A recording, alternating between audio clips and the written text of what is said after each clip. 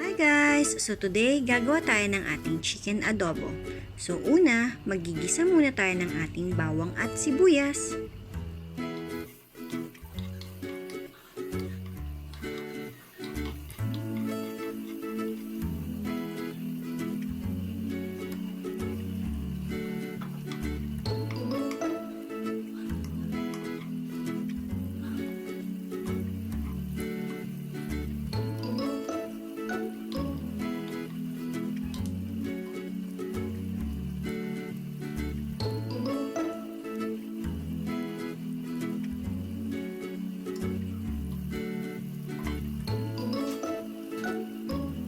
Pagkatapos, ay pwede na nating ilagay ang ating manok. Para sa akin, fina-fry ko muna ito hanggang maging brown.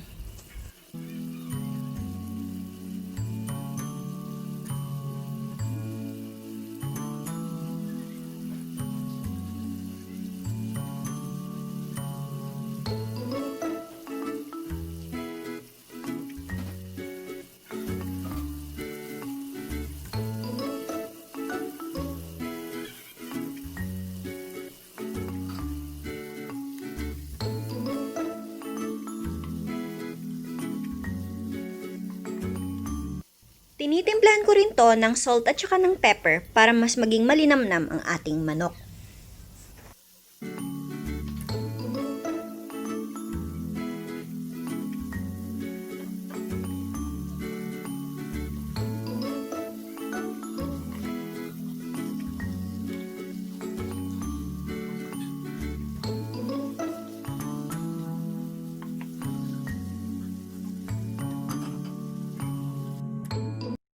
Ngayong okay ng aking manok, lalagyan ko na siya ng Knorr cubes.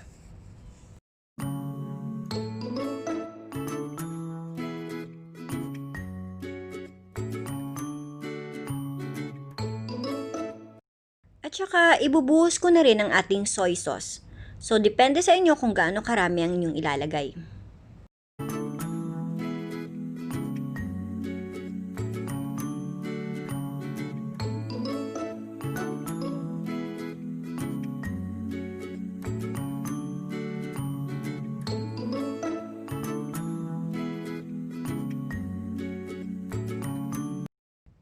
So, hahayaan natin na kumulo muna ang ating manok sa ating soy sauce para mas maging malinamnam at saka manuot ang lasa nito. Pagkatapos, lagyan natin ng tubig para mas lalong kumulo at maging malambot ang ating manok mamaya. Ngayong kumulo na siya, pwede na rin nating ihulog ang ating patatas at antayin hanggang lumambot ito.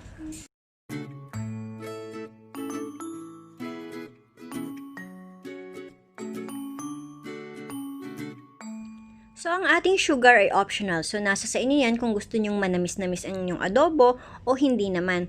So, sa amin, nilagyan ko ito ng 2 teaspoon ng white sugar. Pagkatapos, ay nilagyan ko din siya ng dahon ng laurel.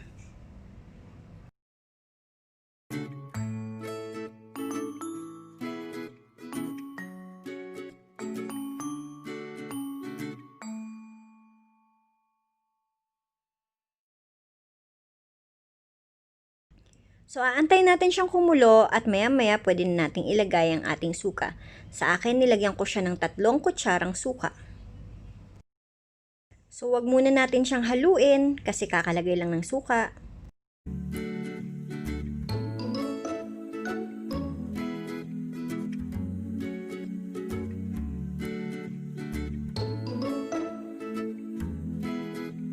So, nasa sa inyo na rin yan kung gusto nyo ng adobo na medyo maanghang-anghang. Sa amin, nilagyan ko ito ng ating sili.